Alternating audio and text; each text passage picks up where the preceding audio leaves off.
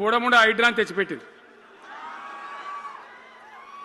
దానికి ఆ హైడ్రాకు ఆ పిసిసి ప్రెసిడెంట్ అని ఉంటాడు ఆయన, కాంగ్రెస్ కమిటీ అధ్యక్షుడు, ఆయన నిజామాబాద్లో పోయి చెప్తుండు, హైదరాబాద్లో హైడ్రా, నిజామాబాద్ కూడా తెత్తాం బిడ్డ, నిజామాబాద్లో నిడ్రా, రేపు జగిత్యాలలో కూడా జిడ్రా అంటాడు. ఇక అది ఏం కావాలి?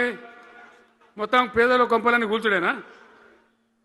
కేసీఆర్ రాజ్యానికి వచ్చినప్పుడు 3.5 లక్షల మందికి పేదలు ఎక్కడ ఉన్నారో అక్కడనే పట్టాలు ఇచ్చినాం.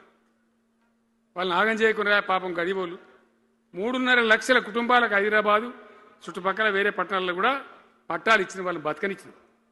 ఇలా ఏం కూలగొట్టుడు? అది పుస్తకాలు కూడా తీసుకుని పోరాటాలు చదువుకునేటి అంతే గిరితమా? నేను ఒక్కటే మాట మనం చేస్తా ఉన్నా, గ్యారంటీగా బీఆర్ఎస్ గవర్నమెంట్ వచ్చేది ఖాయం. మొట్టమొదటి రోజులనే ఈ ఐటాంటోని ఎత్తి అవతల వరేస్తామని చెప్పి నేను మనం చేస్తా ఉన్నా.